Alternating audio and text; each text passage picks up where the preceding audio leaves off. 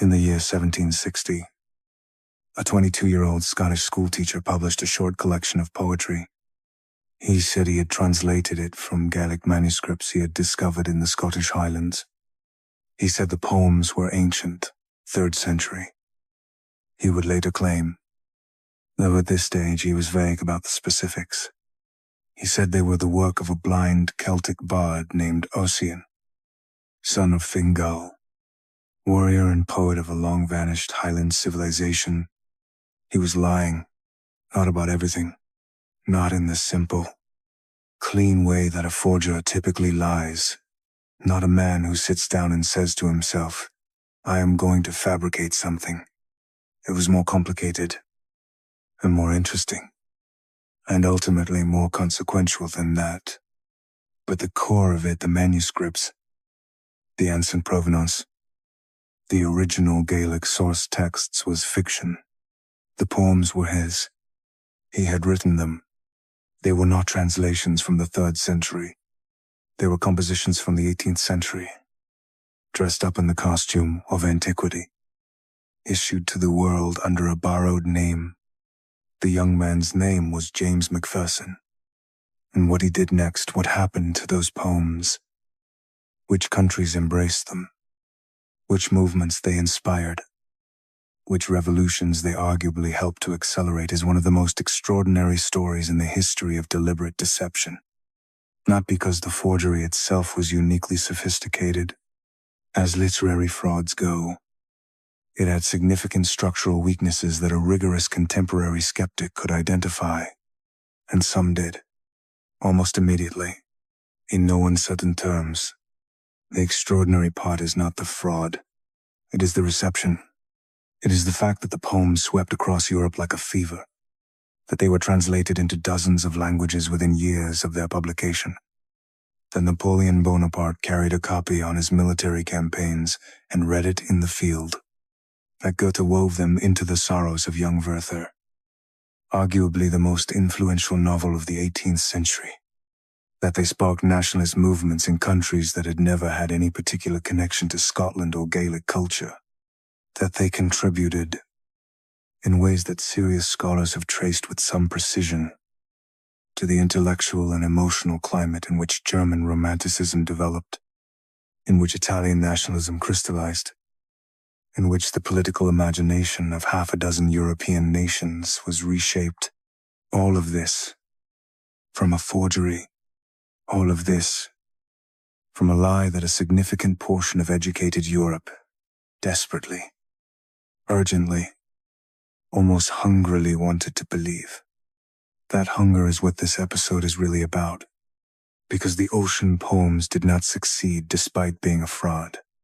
They succeeded in a very specific and traceable way, because of what they claim to be.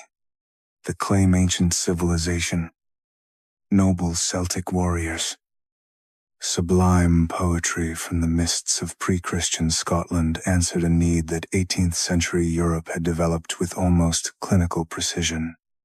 A need for origins, for authentic pre-modern roots, for evidence that one's ancestors had been not merely present in history but significant in history, that they had produced art, had built civilizations, had felt emotions as complex and refined as any Roman or Greek.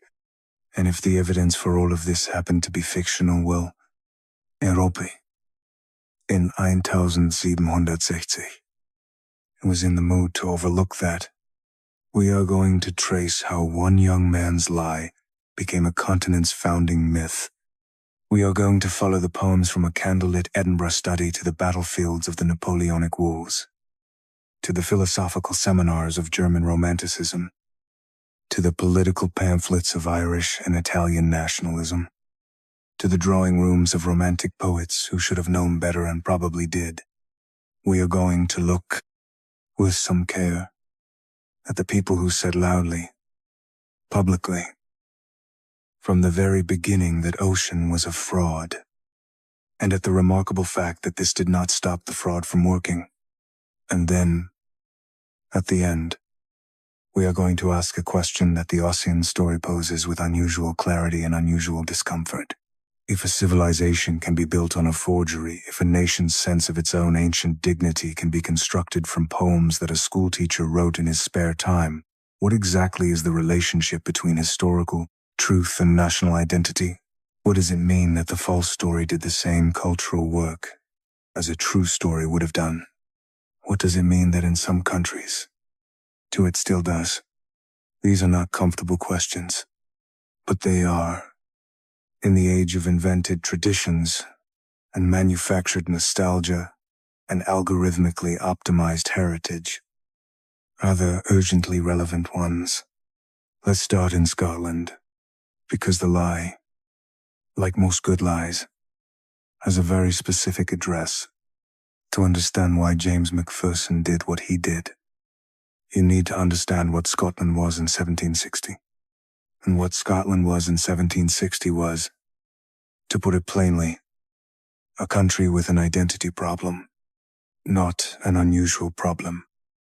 Historically speaking, many countries have had identity problems, but Scotland's was shaped by a specific combination of circumstances that made it both acute and politically charged in ways that help explain why a young schoolteacher from Inverness-shire thought that fabricating a 3rd century Celtic epic was a reasonable response to a situation. Scotland had been politically unified with England in 1707, the Act of Union under circumstances that were deeply contested at the time, and remained contested for generations afterward. The Union brought economic benefits to some Scots, particularly the merchant and professional classes of Edinburgh and Glasgow, who gained access to English colonial markets. It brought political integration. Scottish MPs sat in a Westminster Parliament. It also brought, for a significant portion of educated Scottish society, an anxiety about cultural survival that was not merely sentimental. English was increasingly the language of advancement, of professional life, of literature and intellectual culture.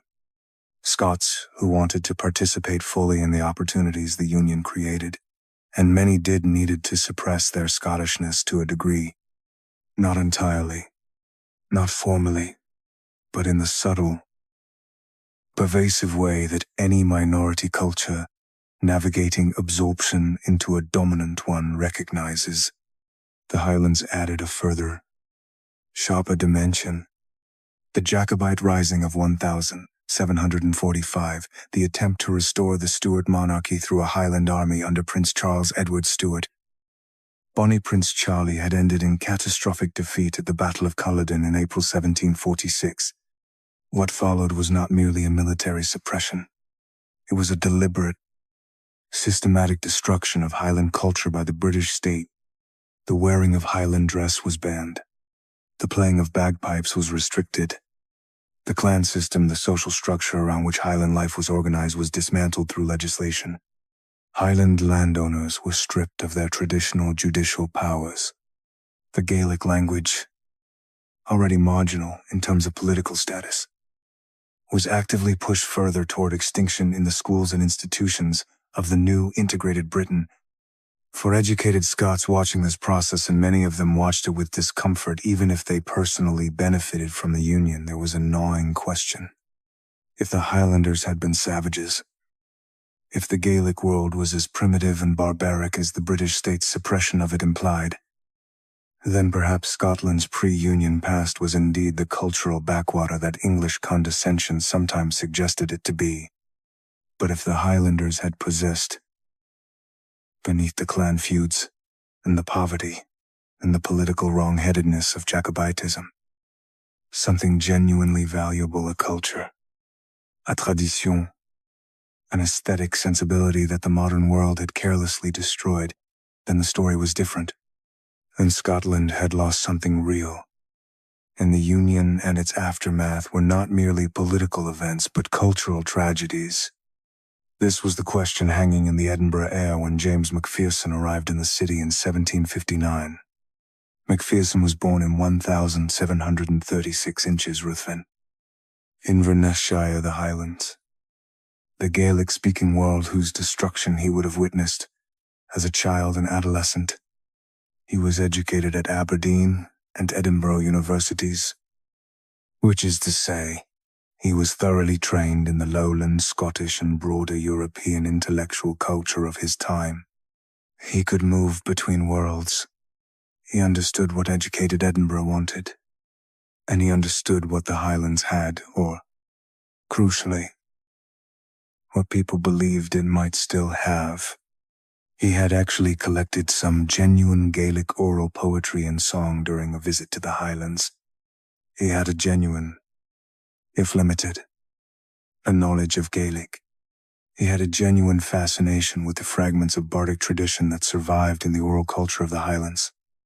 And he had, in the precise milieu of Edinburgh in the late 1750s, a very acute sense of what a discovery of ancient Scottish epic poetry would mean, because here is what educated Edinburgh in 1759 was primed to receive.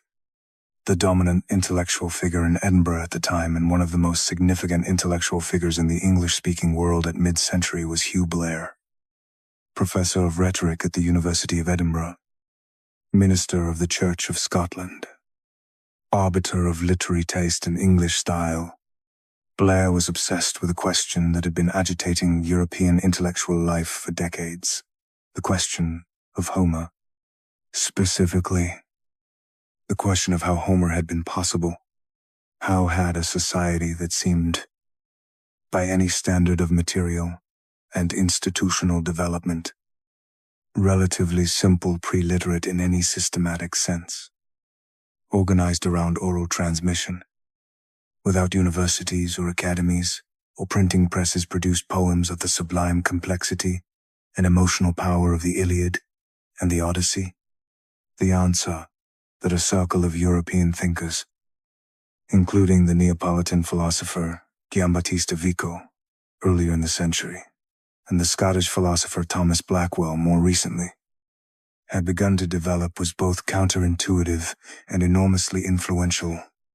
The answer was, precisely because that society was simple. Because the oral bardic tradition of primitive societies was not an inferior form of literary culture, but a different one that, freed from the artificial conventions of literate composition, could access emotional and imaginative registers that sophisticated, self-conscious literary culture had lost. Homer was great, not in spite of his primitive context, but because of it. The oral tradition was not a precursor to literature. It was, in some ways, superior to it. This idea which scholars call the primitivist theory of poetry, and which feeds directly into the Romantic movement that would dominate European culture 50 years later, was, in the Edinburgh of 1759, essentially a hypothesis in search of evidence, a beautiful, compelling, philosophically exciting hypothesis, but a hypothesis. The argument was that ancient oral traditions produced sublime poetry.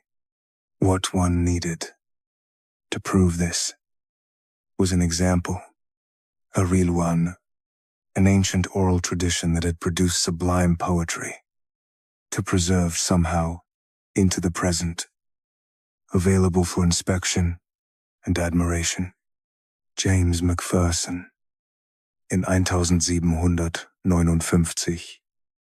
had a very accurate sense of what Hugh Blair and his circle needed, and he provided it.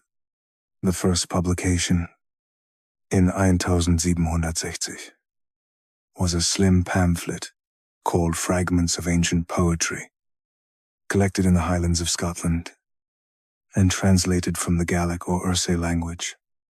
16 fragments, allegedly translated from ancient Gaelic oral sources.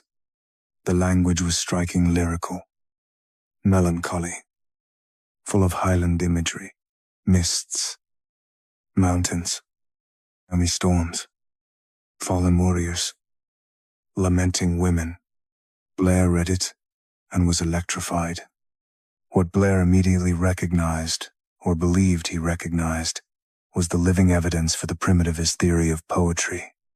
Here, in these fragments, was the Ossianic tradition, ancient oral composition from a society organized around the very features that Vico and Blackwell and their circle had identified as productive of sublime poetry. It was not just that the poems were beautiful, though Blair found them beautiful. It was that their existence, if genuine, proved the theory. They were, in Blair's framing, the Scottish Homer.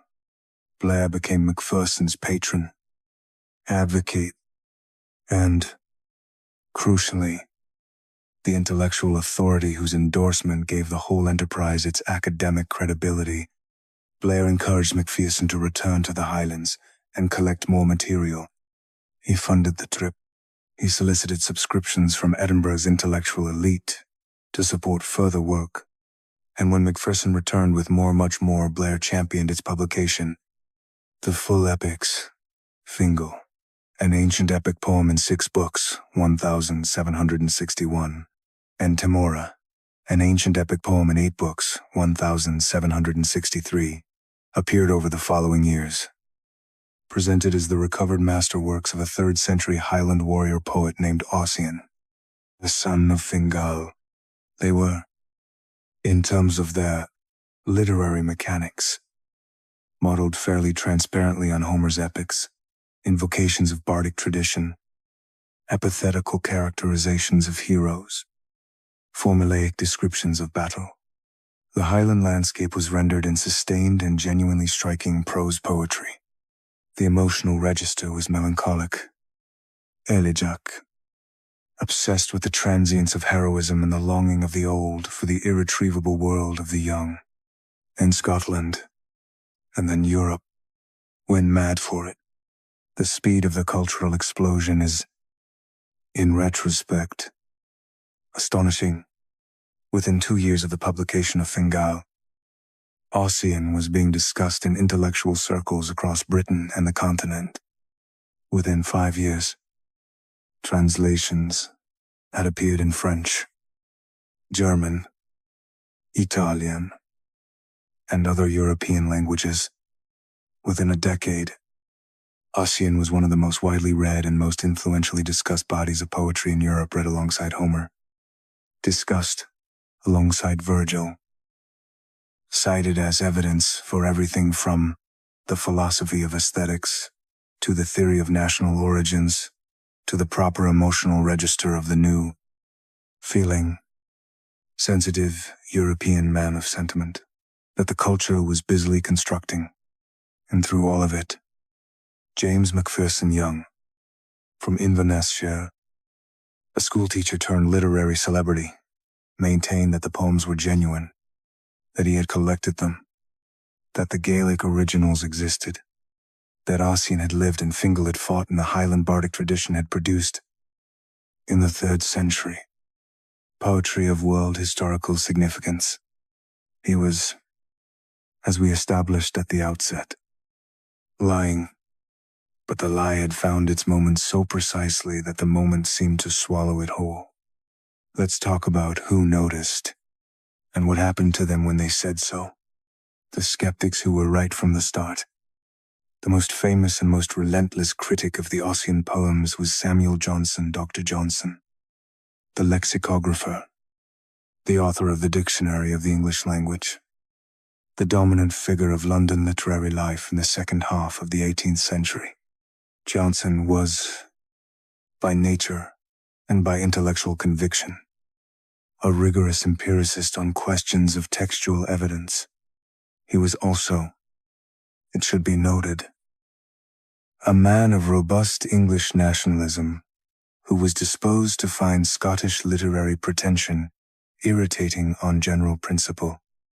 These two things, the genuine intellectual skepticism and the personal animus, are often tangled together in discussions of his position on Ossian, in ways that are slightly unfair to him, because his intellectual arguments were correct regardless of his personal feelings.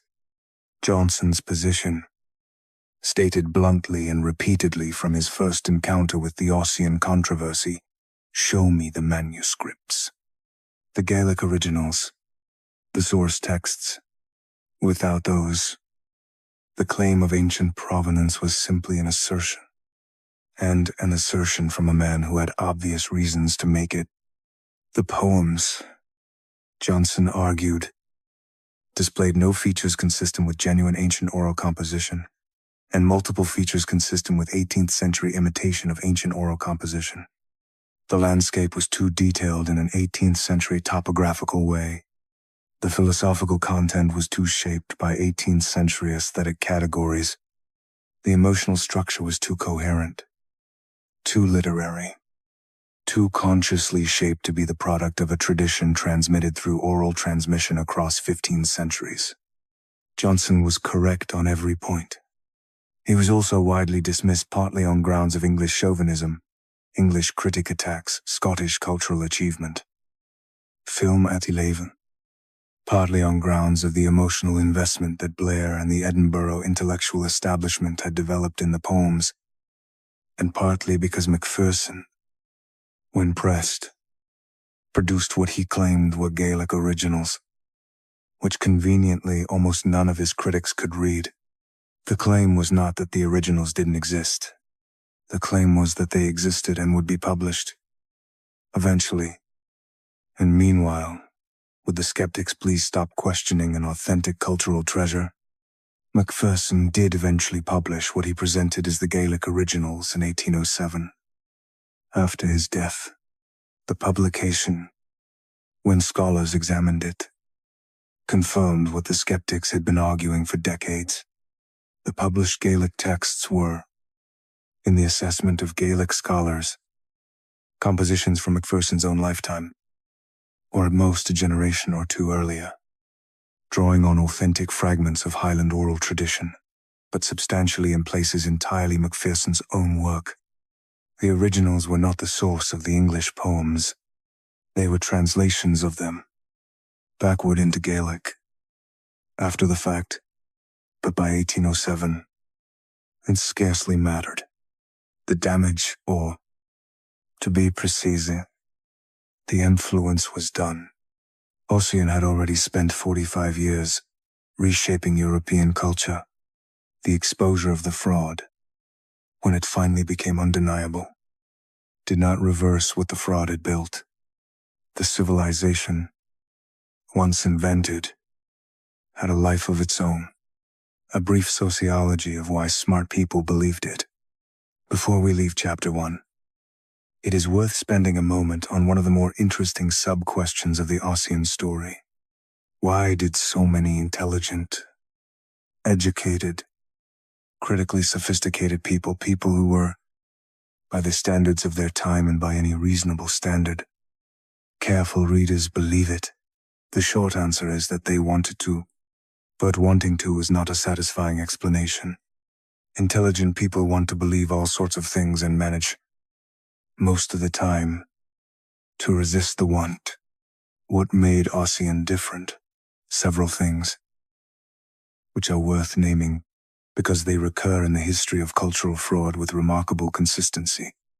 First, the poems confirmed an existing intellectual framework. They didn't just tell a good story. They proved a theory, the primitivist theory of oral poetry that a significant portion of the European intellectual establishment had already committed itself to. Believing in Ossian meant being right about poetry, which meant being right about the philosophy of aesthetics, which was a significant intellectual investment. Disbelieving in Ossian meant, if Johnson was correct, that the theory was unverified, which was uncomfortable. Second, the geographic and linguistic barriers to verification were substantial. The Gaelic-speaking Highlands were genuinely remote. The Gaelic language was genuinely obscure among educated Europeans. Checking Macpherson's claims, really checking them, with the rigor that Johnson demanded, required resources, access, and expertise that most of his supporters did not have. It was easier to trust the intermediary. Third, the cultural politics of the moment made skepticism look like a political act rather than an intellectual one. Questioning Ossian's authenticity could be, and was framed, as English cultural imperialism. as the reflex of a dominant culture, trying to deny legitimacy to a marginal one. This framing was not entirely without basis. Some of the skepticism was indeed colored by English condescension toward Scottish cultural claims, but it was also enormously convenient for Macpherson and his supporters because it allowed them to reframe intellectual rigor as political malice. Fourth, and perhaps most fundamentally, the poems were genuinely moving. Whatever else they were, in their original English versions, real literary achievements. Macpherson was not a bad writer. He was, by any fair assessment, a quite good writer, with a genuine feel for lyric, melancholy, and landscape description. The experience of reading Ossian, the experience that moved Goethe, that moved Napoleon, that moved a generation of European readers was not manufactured from nothing. It was real. The emotional response was real. And emotional responses, once they have occurred, are difficult to undo with archival arguments. What all of this adds up to is a lesson in the sociology of intellectual deception that remains 2.5 centuries later, uncomfortably applicable to the present. The conditions under which smart people believe false things are not, in general, conditions of stupidity or credulity.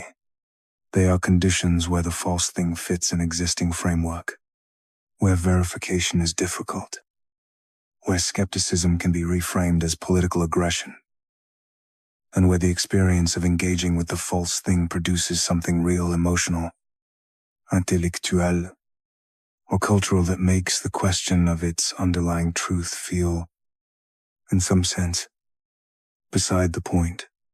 Ossian produced something real. The question, which we will return to in Chapter 4, is what that means. Here is a useful thought experiment. Imagine you are a young intellectual in Germany in 1762. You have been educated in Latin and Greek. You have read Virgil and Horace. You are intimately familiar with the classical tradition, Rome, Athens, the Mediterranean world as the foundational narrative of European civilization. You have been taught, implicitly or explicitly, that culture flows from the south, that the north, your north, the Germanic north, the world of forests and cold rivers and fog was, in the classical frame, essentially barbarism. The Romans came. They saw. They described a world of primitive tribes with no literature, no philosophy, no cities worth speaking of.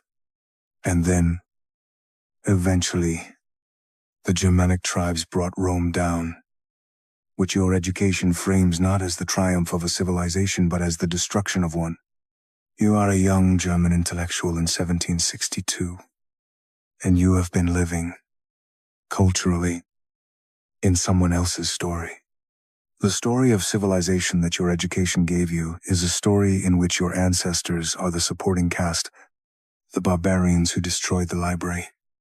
And then someone hands you a slim book, Fingal, an ancient epic poem in 6 books, composed by Ossian, son of Fingal. You read it, or you read the German translation that has appeared with remarkable speed, and what you encounter is something you were told did not exist. Ancient poetry pre-Christian, pre-Roman, from the northern European world of undeniable power and beauty. Warriors with an emotional depth and complexity that rivals anything in Homer. A landscape, mountains, mists, the sea. The haunted quality of the northern world that feels not alien but familiar. That feels, in some inchoate but powerful way, like yours. This is not a small thing. This is, in the specific historical and intellectual context of 1762 Germany, an enormous thing. This is evidence, or what presents itself as evidence, that the North had its own tradition, that before Rome, Before the classical world's civilizing mission, the peoples of Northern Europe had been composing poetry that could stand alongside anything the Mediterranean had produced. That the story of civilization that had rendered the Germanic world as barbarian was not the only story. That there was an older story, a different story, and it was recoverable, and it was theirs. You believe it. Of course you believe it. The alternative skepticism, scrutiny, the careful application of philological method to the question of whether these poems are genuinely what they claim to be, requires not wanting this to be true, with a force that is, in 1762, almost irresistible. This is the engine of Ossian's European conquest, not literary merit alone. Though the literary merit was real, the engine was a need widespread, deep, politically consequential, that the poems appeared with almost surgical precision to satisfy Germany, the birth of something new. The German response to Ossian was not merely enthusiastic, it was transformative, in ways that shaped the intellectual history of the 19th century and, through that history, the political history of Europe in ways that are still being reckoned with.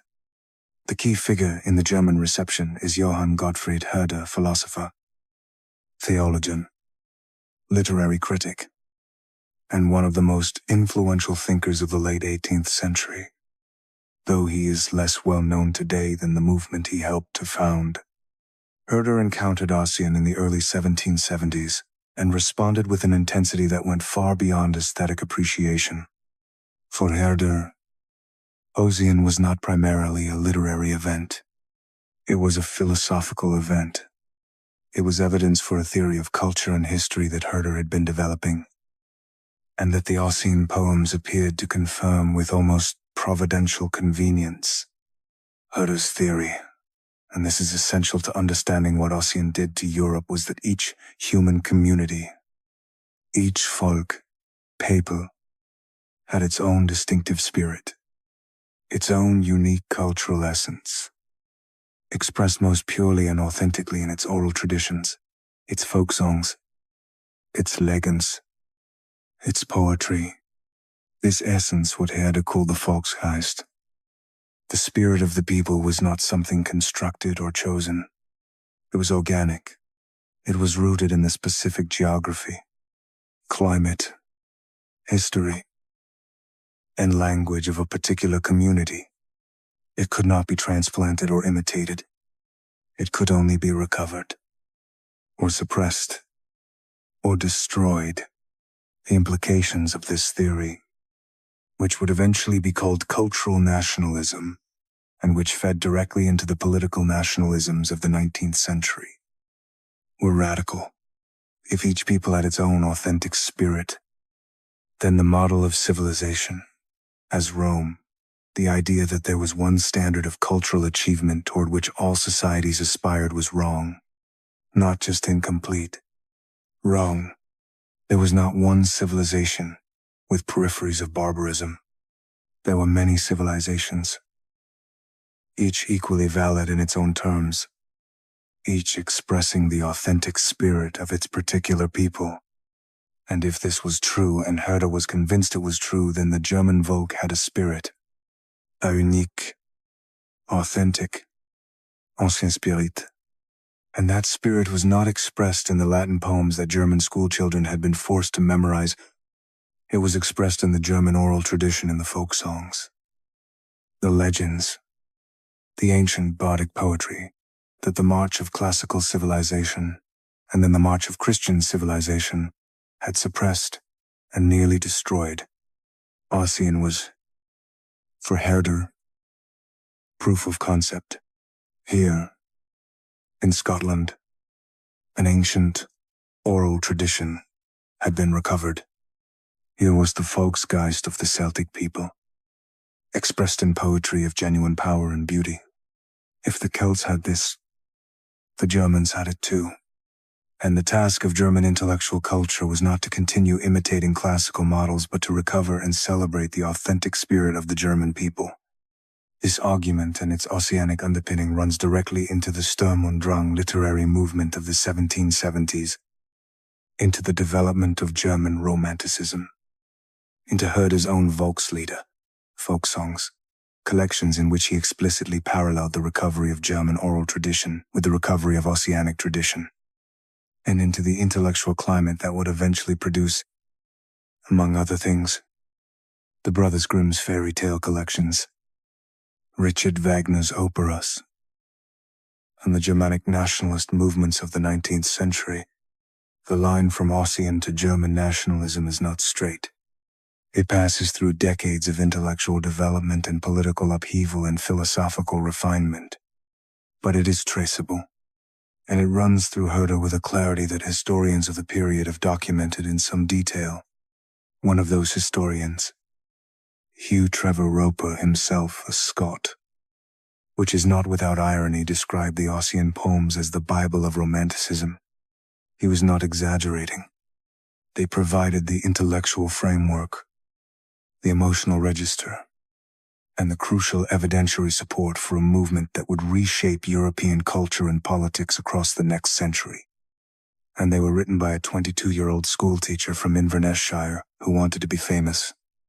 Goethe, Werther, and the Ossian moment, the most famous single instance of Ossian's literary influence, is also, in some ways, the most revealing. Johann Wolfgang von Goethe published The Sorrows of Young Werther in 1774. It is one of the most influential novels ever written. It inaugurated the genre of the epistolary novel of sentiment. It made Goethe internationally famous almost overnight, and it is often credited with, or blamed for, inaugurating the emotional culture of European Romanticism. The novel's protagonist, Werther Young, sensitive, hopelessly in love, eventually suicidal, became a cultural archetype that European literature spent the next century processing and elaborating. Near the climax of the novel, at the emotional peak of Werther's descent, Goethe makes a specific and deliberate literary choice. Werther, who has been reading Homer throughout the novel, Homer representing the sunlit, heroic, classical world of balance and order, sets Homer aside, and he picks up Ossian. Goethe has Werther read aloud from Ossian at length. Long passages of Ossianic verse appear directly in the text of the novel, in Goethe's own German translation, and what Ossian represents in this moment in contrast to Homer. In the emotional architecture of the novel is everything that Romanticism would come to value: the melancholy, the grandeur, the longing for a lost world, the sublime indifference of nature, the beautiful and terrifying feeling of smallness before vast landscapes and vast emotions. The choice is not incidental. Goethe knew what he was doing. He was encoding in the most widely read novel of his generation a specific hierarchy. Classical clarity is what the world was. Ossianic melancholy is what the world has become. The modern sensibility is Ossianic, not Homeric. Werther cannot save himself with Homer. Homer belongs to a world that is gone. What Werther has, what the sensitive modern person has, is Ossian's world. Beautiful, doomed, and saturated with loss. The fact that Ossian was a fraud does not, in the literary critical sense, diminish what Goethe did with it. What Goethe did with it was real. Werther is a real novel. The Ossian passages in it produce real effects in the context of the novel's emotional structure. The meaning Goethe made from Ossian is a real meaning, arrived at through genuine creative intelligence, but it is built on a lie, and that lie was by 1774 already being seriously questioned by people with the right expertise. Goethe knew this. Most educated Europeans who read Werther knew this, or could have known it. They read it anyway. They felt what they felt. The foundation of the feeling was questionable. The feeling itself was not. This is one of the more uncomfortable things the Ossian story teaches. We often assume that knowing something is false would be sufficient to destroy its emotional power. The Ossian story suggests otherwise. The forgery produced real culture, and the real culture proved, to a degree that is historically demonstrable, impervious to the revelation of the forgery's existence. Napoleon and the Emperor's Bard. If Goethe represents the intellectual absorption of Ossian into literary Romanticism, Napoleon Bonaparte represents something rather different, the political and personal mythology. Napoleon's relationship with Ossian is well documented and, on reflection, rather strange. He carried a copy of the poems in Cesaretti's Italian translation on his military campaigns. He commissioned Ossian-themed paintings for his palaces. The painter Anne, Louis Giraudet, produced Ossian receiving the generals of the Republic into the Elysian Fields in 1801 for Malmaison. A painting in which Napoleonic generals are welcomed by the ghost of the blind Highland bard into a misty Celtic paradise. The painting is, objectively, one of the odder artifacts of the Napoleonic cultural program. French revolutionary generals, in classical dress, being greeted by a fictional Scottish poet of the 3rd century in a heavenly setting that owes more to romantic landscape painting than to any coherent mythology. Ancien or moderne. Why did Napoleon love Ossian? The honest answer is that we can only speculate, since Napoleon himself was not particularly forthcoming about his literary psychology. But the outlines of an explanation are not difficult to construct. Napoleon was, in his self-presentation, a man who had emerged from a peripheral and marginal culture Corsican, not French, and had conquered the center. Ossian's world was a peripheral culture, Celtic, not Roman, whose claim to epic dignity was being asserted against the gravitational pull of the classical mainstream. There is something in that parallel that seems to have resonated. More broadly, Ossian's emotional universe, the warrior poet, the man of feeling who is also a man of action. The sublime landscape as backdrop to heroic tragedy maps with reasonable precision onto the Napoleonic self-image that Napoleon spent considerable energy constructing. Ossian was also, and this matters, politically convenient. The French Revolution had needed to break with classical models the Republic had tried on Roman togas and found them constricting. Napoleon, who was consolidating a new kind of European power that was neither republican nor traditionally monarchical, needed a different set of cultural references. Ossian's world was pre-Christian, pre-feudal, pre-classical. A world of natural heroism and noble emotionality that owed nothing to Rome, nothing to the church, nothing to the aristocratic traditions that the revolution had overthrown. That Napoleon's favorite ancient epic was a forgery is, in retrospect, fitting. He was also, in important ways, inventing his own tradition. Italy, when a forgery helps build a nation. Of all the national contexts in which Ossian landed, to the Italian case is perhaps the most structurally interesting, because it is the case in which the connection between the poems and active political nationalism is most direct and most well documented. The key Italian figure is Melchiorre Cesarotti, poet, translator, professor at Padua, who produced the first Italian translation of Ossian in 1763, revised and expanded it across the following decades, and in the process made it one of the most widely read works in the Italian literary culture of the late 18th century.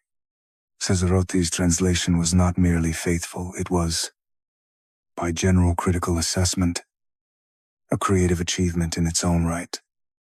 And it was this Italian Ossian, rather than the English original, that Napoleon read and that most Italian readers encountered. But the deeper Italian connection runs through the broader nationalist project that was beginning to crystallize in the late 18th and early 19th century, the movement that would eventually produce Italian unification in I Italian nationalism had a fundamental structural problem. Italy was not a nation. It was a collection of separate states, principalities, and regions with different dialects, different political traditions, different rulers.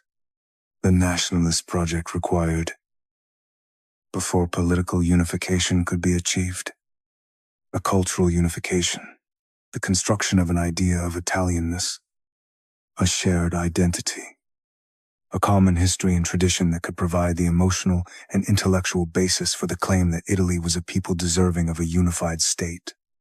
This is exactly the kind of cultural work that Ossian had performed for Scottish nationalism and was performing for German nationalism. It demonstrated that a people could be defined by its ancient literary tradition, that the recovery or construction of a shared poetic heritage was not merely aesthetic but political. For Italian nationalists working in the generation before unification, Ossian was not a Scottish curiosity. It was a model. It showed what cultural nationalism looked like. It showed how a literary tradition, even one from a marginal, peripheral, politically disadvantaged people, could become the basis for a claim to civilizational dignity and political legitimacy. The poet Ugo Foscolo, whose work is central to the Italian literary tradition in the early 19th century and who is, in some ways, the key figure of Italian literary pre-Romanticism, wrote explicitly under Ossianic influence. His novel Altem Lettere di Jacopo Ortis, 1802, the Italian analogue to Werther, works in a broadly Ossianic emotional register. His great poem, I Sepulchri, 1807, engages with Ossianic themes of memory, the dignity of the fallen, and the relationship between a people and its dead. Foscolo's Italy is, in its emotional architecture, partly an Ossianic construction, a nation that deserves to exist because it has a great tradition, a people whose dignity is demonstrated by its poetry. None of this requires that Ossian be real. In fact, by the time the Italian nationalist movement was reaching its critical phase, the scholarly consensus that Ossian was largely Macpherson's own work was already well established in most of the academic circles that cared about such things. The Italian nationalists, like the German romantics before them, were not, in the main, deceived. They were borrowing a structure. They were using the Ossianic model ancient oral tradition as proof of national dignity, as a template for their own cultural nationalist work. Whether or not the specific Scottish instance was authentic, which raises a question that we need to sit with for a moment. If the cultural work was borrowed from a forgery, if the model that Italian and German and other European nationalisms used to construct their claims to cultural legitimacy was itself a constructed model built on false foundations, what does that do to the legitimacy of the work done in its image? It's a question that we will return to at length in Chapter 4, but it's worth planting it here. In the middle of the continental spread of Ossianic influence, because this is where it becomes impossible to ignore. The lie did not stay in Scotland. It traveled, and everywhere it traveled, it did things, real things, consequential things, things that shaped the political and cultural landscape of Europe in ways that are still, in the 21st century, visible in the geography of national identities and national borders. Ossian helped build a worldview. The worldview built nations. The nations, as nations do, generated their own histories, their own truths, their own violences. The question of whether the seed was genuine seems, by this point, almost beside the point. The tree is real. The fruit is real. The thorns are real. But the seed was false. And that matters. It has to matter. The question is how, in what way. with what consequences it matters. We'll get to that. First, we need to talk about Ireland. Ireland, the case where the forgery came home. The Irish case is different from all the others. And it is different in a way that reveals something essential about what the Ossian phenomenon was actually doing. In Scotland, Macpherson had claimed to recover an ancient Gaelic tradition. The claim was false, or substantially false, but the tradition it claimed to recover was genuinely Scottish in some meaningful sense. The oral poetry of the Gaelic Highlands was a real thing, even if Macpherson's translations of it were largely fabrications. The map pointed to a real territory, even if the cartographer had invented most of what was on it. In Ireland, the situation was more complicated, because the Gaelic literary tradition that Macpherson drew on, or claimed to draw on, was, in its origins, as much Irish as Scottish. The mythological cycle that Macpherson used as his raw material, the Finian cycle with its characters of Fionn mac Cumhail, Finn MacCool, and his son Ossian, the Irish form of Ossian, was shared between the Scottish Highlands and Highland, carried across the narrow sea by the same migrations and cultural exchanges that had connected the two Gaelic worlds across centuries. Macpherson had, in effect, claimed Scottish ownership of a tradition that Irish scholars considered partly or substantially Irish. He had taken Ossian, the Irish poet and warrior of the Fenian cycle, and recast him as a Highland Scot, erasing the Irish dimension of the tradition in the process. Irish scholars noticed, and they were furious. The Irish response to Ossian, particularly in the scholarly and antiquarian community, combined the intellectual critique that Johnson had advanced with a political critique that was distinctively Irish. Not only were the poems likely fraudulent, but the fraud had been committed against Ireland as much as on behalf of Scotland. Macpherson had stolen a tradition and misrepresented its origins. But here is the twist that makes the Irish case so interesting. The outrage of Irish scholars at Macpherson's appropriation of their tradition did not produce a wholesale rejection of the Ossianic cultural project. Instead, it produced a competitive intensification of it. If Scotland was claiming to have recovered an ancient Celtic poetic tradition, Ireland needed to demonstrate that it had its own, older, more genuinely Irish tradition. The result was the Irish antiquarian movement of the late 18th and early 19th century, a wave of collection, more scholarship, and not infrequently invention aimed at recovering and publicizing the Gaelic literary heritage of Ireland. Some of this work was genuine scholarship of high quality. Some of it was contaminated by the same impulse that had produced Macpherson, the desire to find what one needed to find, to produce evidence for conclusions already reached, to serve the needs of national identity over the demands of historical rigor. The line between authentic recovery and nationalist invention was, in the heat of the cultural moment, often difficult to locate.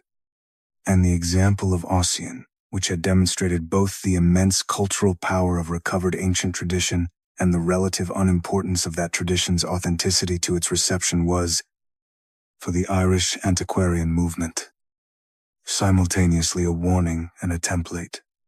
The Ossian affair did not produce Irish nationalism, which has causes and dynamics far larger than any literary controversy, but it accelerated, shaped, and in some ways provided the cultural technology for the Irish cultural nationalist movement.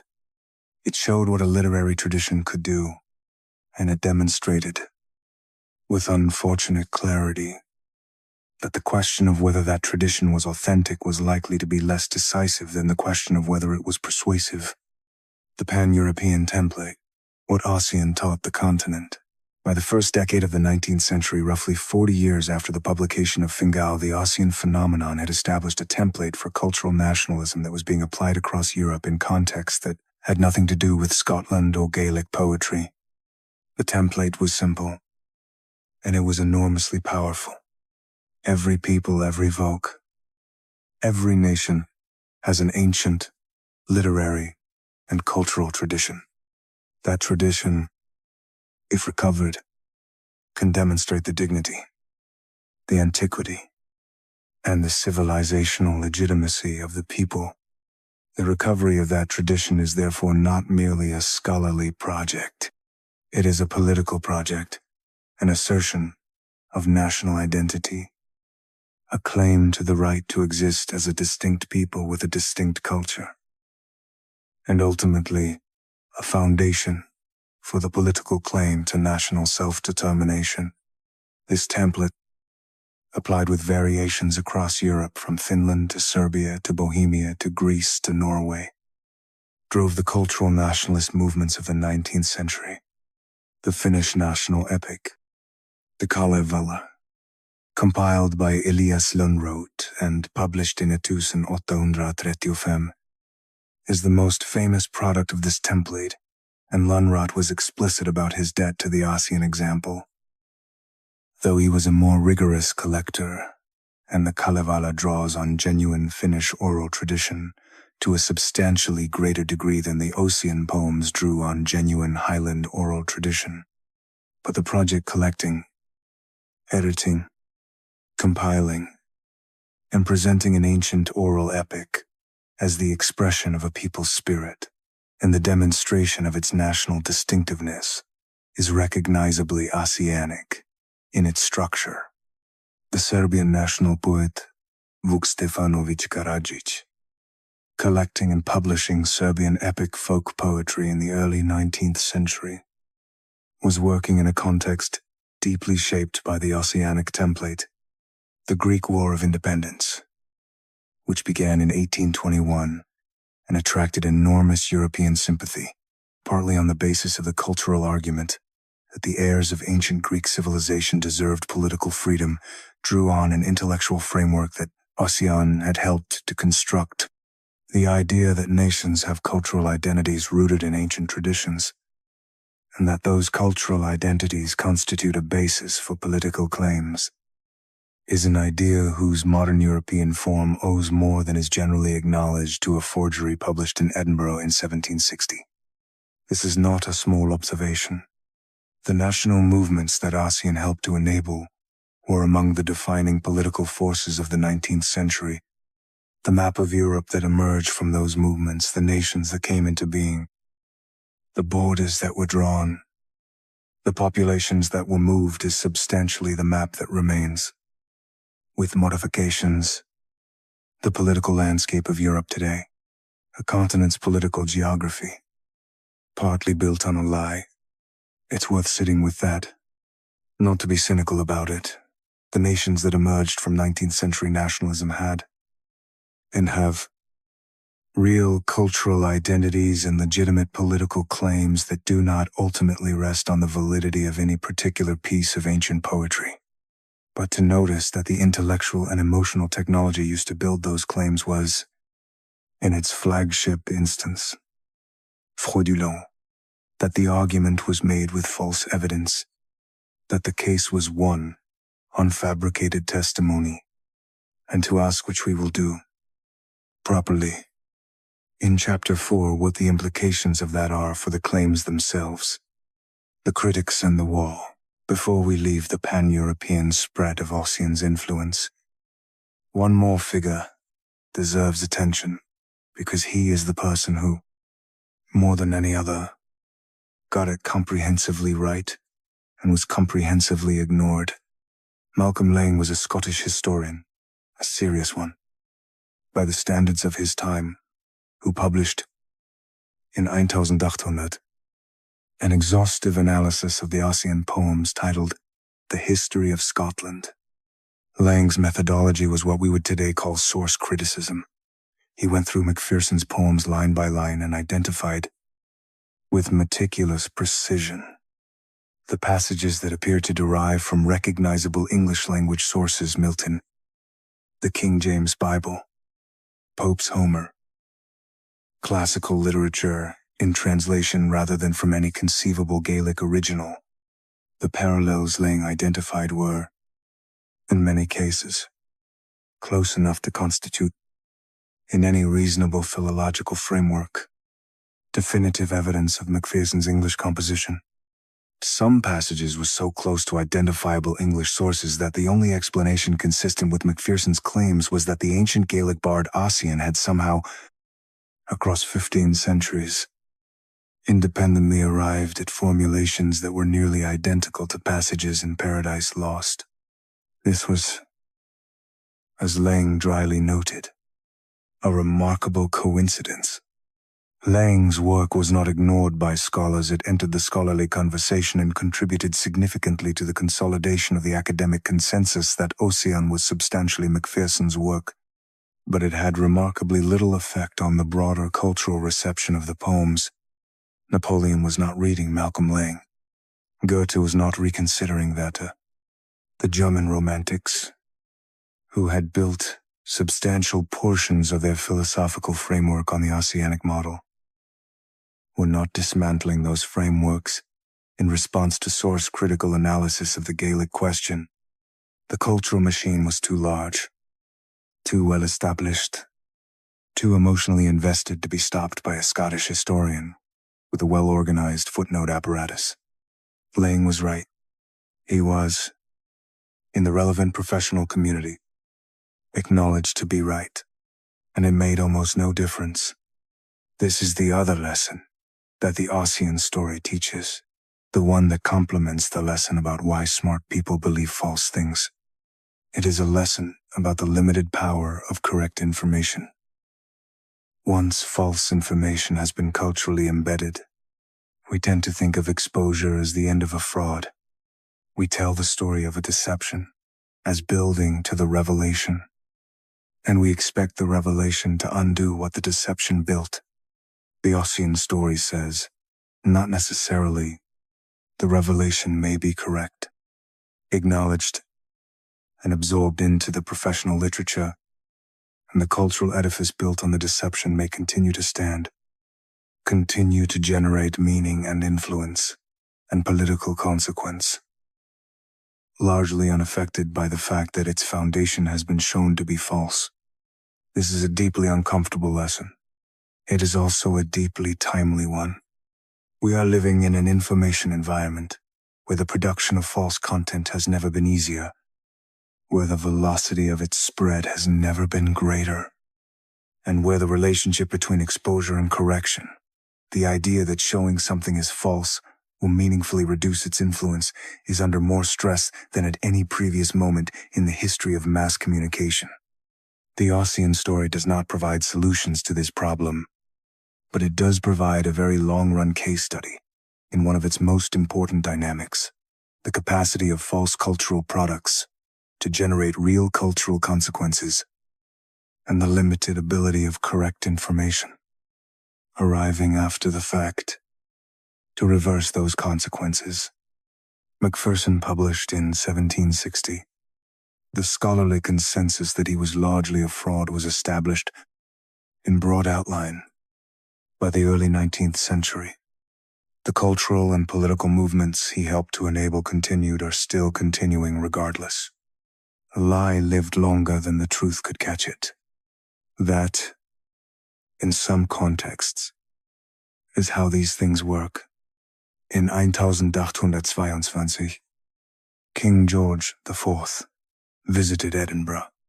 It was the first visit by a reigning British monarch to Scotland in nearly 2 centuries, and the man responsible for staging it, for choreographing the entire event, designing the costumes, writing the script, and directing the performance was a novelist named Walter Scott. Scott's production was, by any assessment, a masterpiece of political theater. Edinburgh was transformed. The streets were decorated. Ceremonies were devised. And at the center of it all was something that, a generation earlier, had barely existed as a coherent cultural system: the Highland aesthetic, kilts, tartans, clan badges, bagpipes, the whole elaborate visual grammar of what the world now recognizes as Scottish culture was, in 1822, being assembled, codified, and presented to a delighted monarch and a watching world as the authentic Ossian, timeless expression of Scottish national identity. It was not ancient. Significant portions of it had been invented within living memory, and the man who had done more than anyone else to make it believable, who had provided the literary and emotional infrastructure that made the Highland aesthetic legible as the repository of Scottish cultural authenticity, was, in a direct and traceable way, James Macpherson. The Ossian poems had not merely spread across Europe. They had come home, and what they had done at home was something more intimate, more intricate, and, if anything, more consequential than anything they had done in Germany or France or Italy. They had invented Scotland. Not Scotland, the country Scotland existed, but Scotland, the cultural identity. Scotland, the brand. Scotland, the emotional experience of ancient mountains and noble warriors and melancholy grandeur that the world now associates with the place. That Scotland, the Scotland of tourist posters and whiskey advertisements and diaspora sentiment, is, in its modern form, substantially a construction of the late 18th and early 19th century, built on foundations that Ossian helped to lay. This chapter is about how that happened, and it is about what it means for the Ossian story that the lie, once told, became the truth that a nation lived by. The Highland paradox. Here is the central paradox of the Highland cultural revival, which needs to be stated clearly before we trace its development. In the mid-18th century, at the precise moment when Macpherson was constructing his Ossianic mythology of Highland nobility and ancient Celtic heroism, the actual Highlands of Scotland were being systematically destroyed. The Battle of Culloden in 1746 was followed by a sustained campaign of military pacification, cultural suppression, and economic transformation that the historian John Preble called, in his 1963 book of the same name, the Highland clearances, though the clearances, strictly speaking, refers to the later economic displacement of Highland populations to make way for sheep farming, which continued well into the 19th century. The suppression of Highland dress, the restriction of the Gaelic language, the dismantling of the clan system, the destruction of the patronage networks that had supported Highland bardic culture, the forced military service that took Highland men away from their communities and put them in British Army regiments where their distinctive culture was simultaneously exploited for martial purposes and eroded by immersion in a different linguistic and social world. All of this was happening, and simultaneously not in opposition to it, but in a strange and deeply uncomfortable relationship with it. The romantic celebration of the Highland tradition was being constructed. The people were being destroyed. The myth of the people was being built. The reality was being dismantled. The image was being assembled. This is not a coincidence. It is, in fact, a pattern that recurs with remarkable consistency in the history of cultural nationalism. The communities whose traditions are most urgently celebrated, most elaborately mythologized, most sentimentally preserved in the cultural imagination, are frequently the communities in the process of being actually materially destroyed. The myth is not a response to the destruction, or not only that, the myth is, in some cases, a way of not seeing the destruction, a way of feeling that something precious is being preserved even as the reality of that precious thing is being eliminated. The Highland revival, in which the culture of the Gaelic Highlanders was being celebrated by Lowland Scots, by English aristocrats, by continental intellectuals, even by the British state that was simultaneously implementing the policies destroying that culture, is one of the clearest examples of this pattern in European history. And Ossian is at the beginning of it. The invention of tradition, kilts, tartans, and the business of authenticity. The phrase "the invention of tradition" comes from a landmark 1983 collection of essays edited by the historians Eric Hobsbawm and Terence Ranger. The essay in that collection dealing with the Scottish Highland tradition written by Hugh Trevor Roper, the same historian who called Ossian the Bible of Romanticism, remains one of the most devastating and most entertaining pieces of historical debunking ever written. Trevor Roper's argument, supported with meticulous historical documentation, is essentially this. Most of what is presented as the ancient, traditional cultural apparatus of Highland Scotland clan tartans, the belted kilt as the standard Highland garment, the specific forms of Highland music and ceremony was invented or substantially reconstructed in the late 18th and early 19th century. It was not timeless. It was not ancient. It was, in its modern systematized form, a product of the same cultural moment that produced Ossian, and in many cases, directly influenced by Ossian's success. The tartan question is particularly interesting. Tartan cloth woven patterns of colored threads certainly existed in the Highlands before the 18th century. What did not exist, in any coherent or systematic form, was the idea that each clan had its own specific tartan, that MacDonald's wore one pattern and Campbell's another and Gordon's another, with each pattern serving as a kind of heraldic identifier of family and territorial loyalty.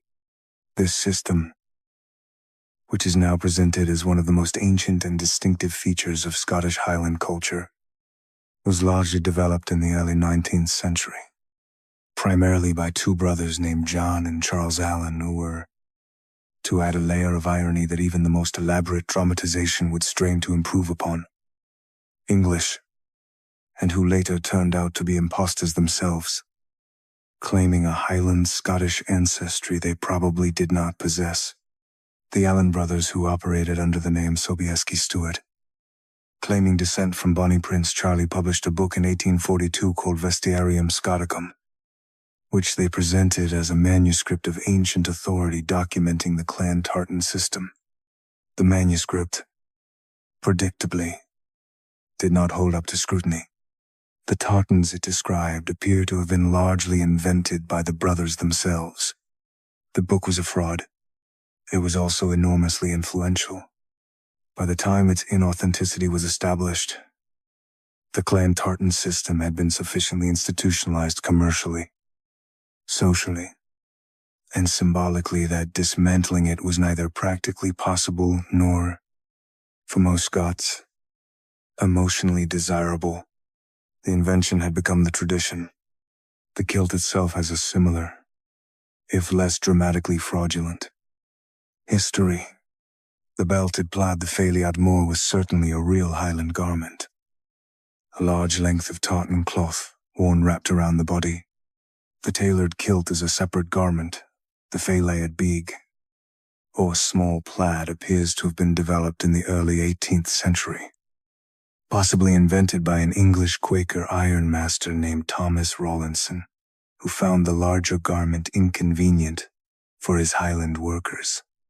The kilt, in other words, may have been designed by an Englishman for industrial labor purposes. It was subsequently adopted as the definitive symbol of ancient Highland identity. After Culloden, the wearing of Highland dress was banned by the Disarming Act of 1746, banned specifically as a mark of dangerous political identity. The dress of Jacobite rebels. The ban lasted until 1782. In the 40 years between the ban and its repeal, the Highland garment that had been suppressed as the costume of an enemy people was transformed, through the cultural work of the Ossianic revival, into the romantic symbol of noble antiquity.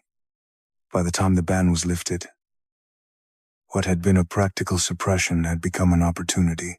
Highland dress could now be reclaimed not as the mark of political dissent, but as the costume of a celebrated ancient tradition. This reclamation was heavily managed by the Lowland Scottish and broader British cultural establishment. It was Walter Scott, more on him shortly, who orchestrated the definitive moment of that reclamation. The visit of George IV to Edinburgh in 1000, 822. Walter Scott and the Great Performance. Walter Scott occupies a position in the Ossian story that is both central and slightly uncomfortable to acknowledge, because Scott was, by almost any standard, a writer of genuine talent and enormous cultural influence, and framing him primarily as a manufacturer of mythology risks underselling the complexity of what he actually did. But the mythology manufacturing is real, and it matters. Scott had grown up in the intellectual and cultural atmosphere that Ossian had helped to create.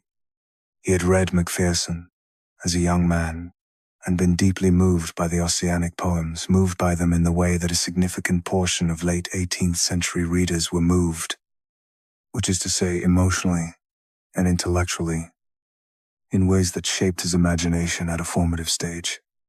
When the scholarly consensus that Ossian was largely fraudulent hardened as it did, progressively, through Scott's youth and early career, Scott arrived at a position that is worth attending to because it is, in important ways, the position that the broader culture arrived at.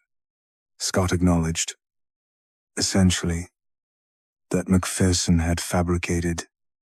He did not dispute the evidence. He did not defend the authenticity claims in the face of the scholarly record. But he also argued, and this is the move that matters, that this did not.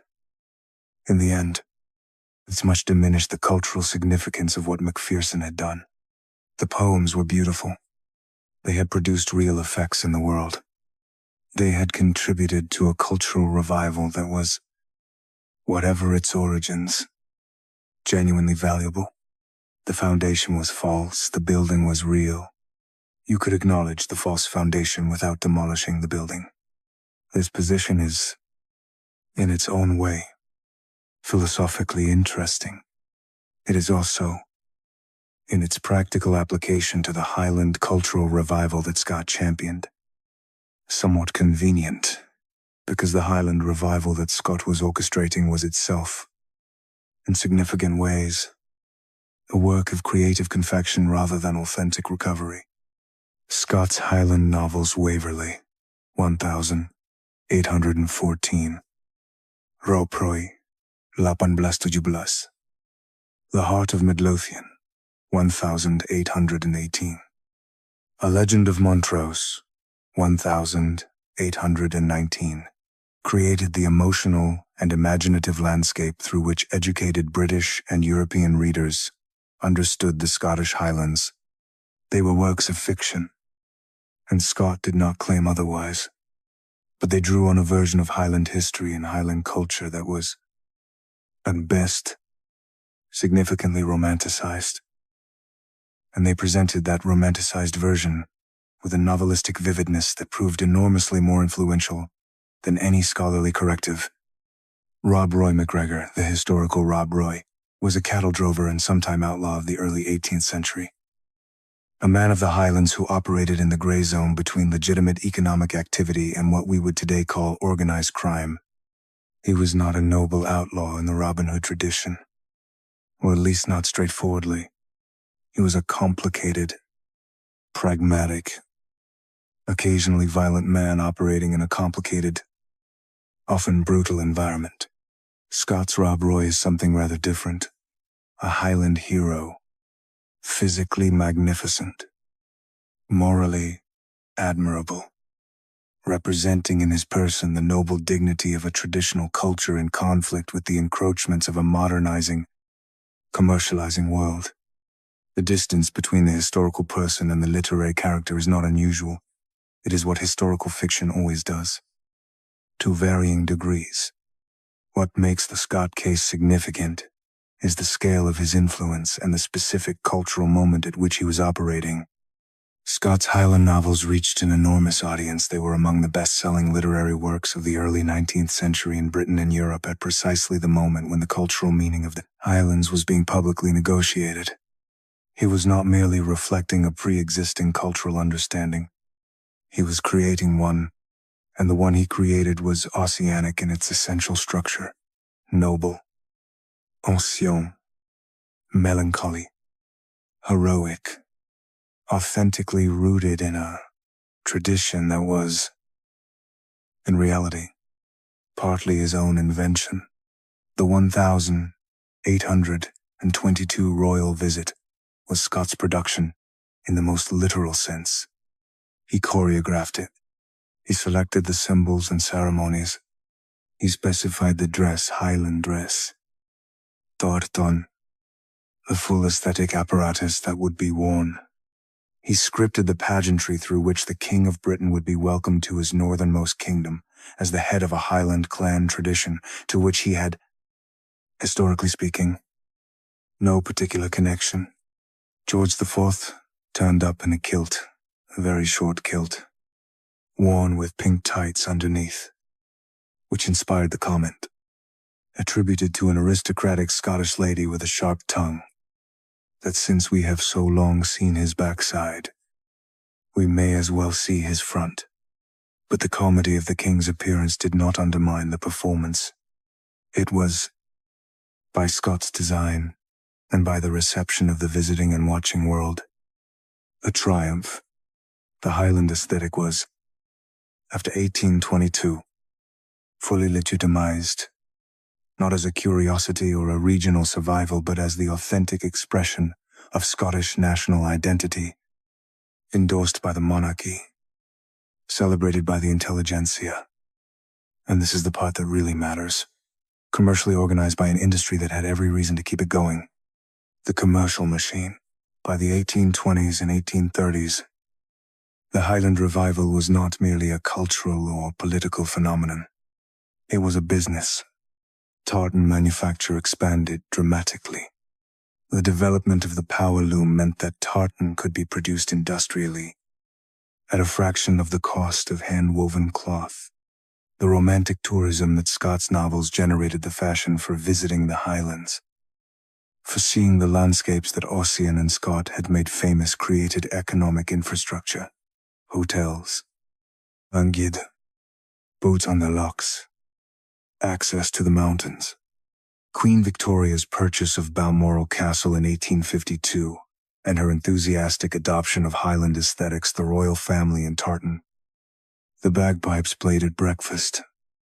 The whole Balmoral program of Highland LARPing put the crown on the commercial proposition in the most literal possible way. Tourists came to see the Highlands. They bought tartan. They bought whiskey, which was being industrialized and romanticized simultaneously. The Scotch Whisky Industries Association with Highland tradition is, in its modern form, as much a product of the early 19th century revival as any other element of the cultural package.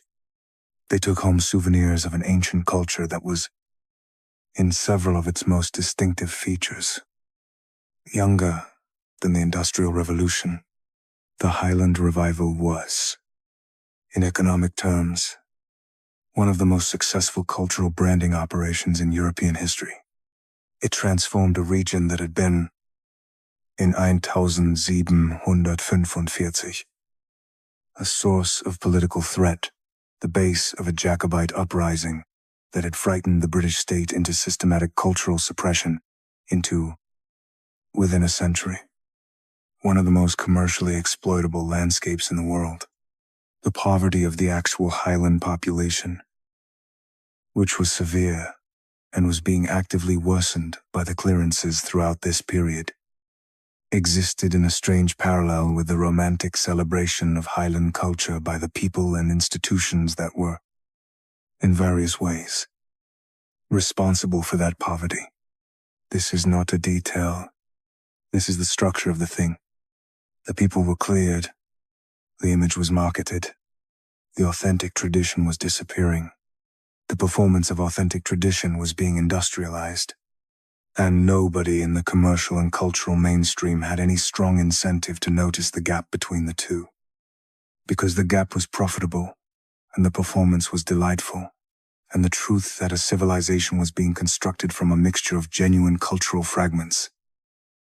Romantic fantasy, commercial calculation, and one young man's literary fraud was considerably less appealing than the version being sold. Scotland abroad, the diaspora, and the myth. The Highland clearances, the eviction of tenant farmers from their land to make way for sheep, drove waves of emigration across the 18th and 19th centuries. Highlanders went to Canada, to Australia, to New Zealand, to the United States, to wherever the ships went and the land was available. They brought with them what they had, their Gaelic language, fragments of oral tradition, and their music, their family connections, and increasingly, as the revival consolidated the cultural package that the revival had assembled in the diaspora, stripped of the actual landscape and the actual communities, the cultural package became the primary vehicle of identity. You could not be Highland in Nova Scotia in the same way you were Highland in Sutherland. But you could wear a tartan. You could play a pipe. You could celebrate Hogmanay and burn a Yule log and send your children to Highland dancing lessons. You could maintain the clan connections, attend the Highland Games, display the family crest. The diaspora, Scottish identity that developed across the 19th and 20th centuries is, in its cultural content, substantially the product of the Highland revival, which is to say, substantially the product of the cultural construction that Ossian helped to initiate and Walter Scott helped to consolidate. It is not, for the most part, the authentic continuation of a pre-existing traditional culture. It is a performance of a constructed identity, maintained across generations and across oceans, by communities that have internalized it so completely that it feels, from the inside, indistinguishable from the genuine article. And here, finally, is where the Ossian story becomes genuinely uncomfortable in a way that goes beyond the historical curiosity of a literary fraud.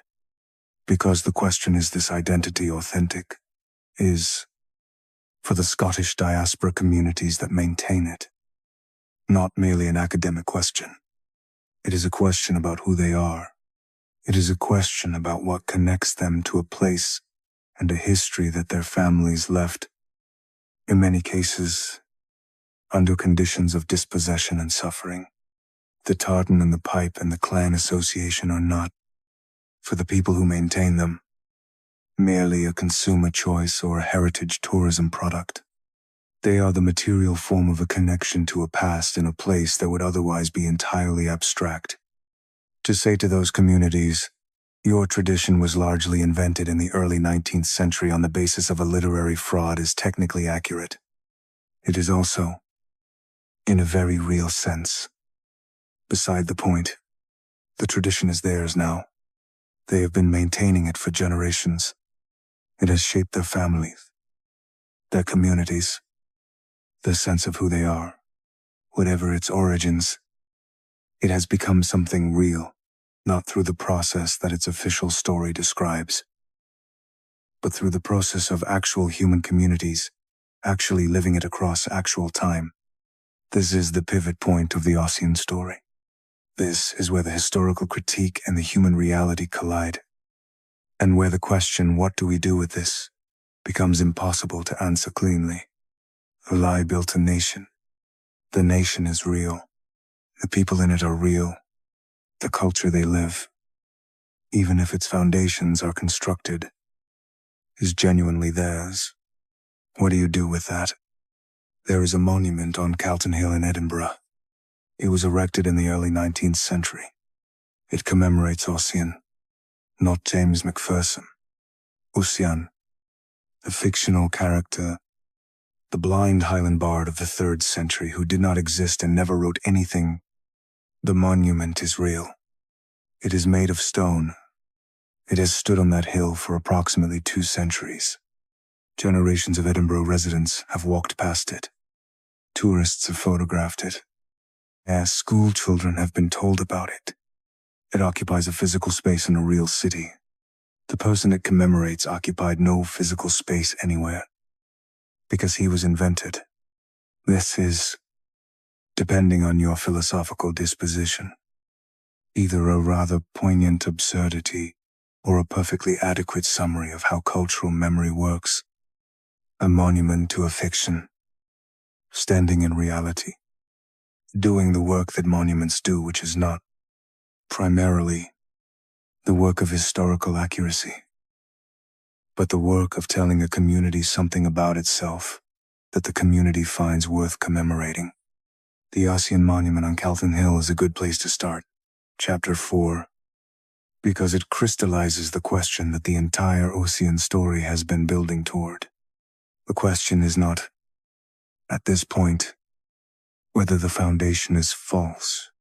We have established that it is, in substantial and well-documented ways, false. The question is, given that the foundation is false, what are we supposed to do about the building? This is not a simple question. It is, in fact, one of the more genuinely difficult questions in the philosophy of history and the theory of nationalism, and it has been argued over with varying degrees of heat and sophistication for as long as people have been seriously studying the relationship between historical truth and cultural identity. We are not going to resolve it here, but we are going to take it seriously, more seriously. I would argue that it is usually taken in discussions of the Ossian case, which tend to get stuck in the binary of fraud, therefore worthless versus influential, therefore forgivable, and miss the more interesting territory in between. Let's start with the steelman of the position that the false foundation doesn't matter. The case for not caring, the most sophisticated version of the argument that Ossian's fraudulence is, in the end, historically irrelevant, runs something like this.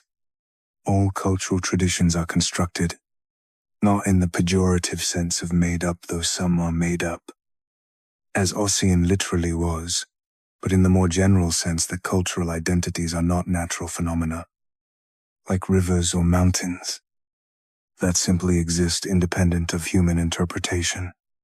They are interpretive constructions, selections from the available historical record, organized according to the needs and values of the present, maintained by communities that find them useful or meaningful, subject to revision as those needs and values change. Every nation does this. Every culture does this. The English celebration of Magna Carta as the founding document of English liberty involves a significant degree of retrospective mythologization. Magna Carta in 1215 was a feudal document about the rights of barons, not a universal charter of human freedom, and its current symbolic role is largely the product of 17th century parliamentary lawyers who found it useful, and 19th century liberal historians who turned it into something grander. The American Founding Fathers, as a gallery of demigods who understood the eternal principles of Republican liberty, is a construction of American nationalist mythology that has a complicated relationship with the historical reality of a group of 18th century property-owning men with interests as specific and limited as any other political actors of their time. The French Revolutionary tradition, with its myth of the people rising as one against tyranny on the 14th of July, is a simplification of a more complicated and less heroic set of events. The Ossian case is unusual not because cultural construction occurred. It occurs everywhere, always, but because the construction was concentrated, deliberate, and unusually visible in retrospect. Macpherson sat down and wrote the poems. We know when he wrote them. We know, with reasonable confidence, that he wrote them. This unusual visibility of the constructive act makes the Ossian case more discussable than the cases where construction occurs through the slower, more diffuse processes of historiographical selection, editorial emphasis, and the gradual accumulation of commemorative practice. But the visibility of the construction does not make the construction categorically different. It makes it a particularly clear example of something that happens in less visible ways everywhere. If this argument is correct, and I want to be clear that it has genuine philosophical weight, that serious thinkers take it seriously, and that dismissing it as special pleading for fraud would be too simple, then the appropriate response to the discovery that Ossian was fabricated is not therefore Scottish cultural identity is illegitimate, but rather, therefore, Scottish cultural identity was built the way all cultural identities are built, with a difference that, in this case, we can see the scaffolding. The building is not less real for having had visible scaffolding. The scaffolding was removed. The building stands. This argument is bolstered by something we noted in Chapter 3.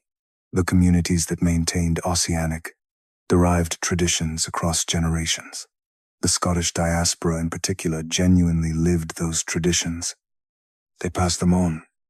They built real human relationships, real community structures, real emotional connections around them. The tartan may have been codified by English impostors in the 1840s, and the kilt may have been designed for industrial labor by an English Quaker in the 1720s.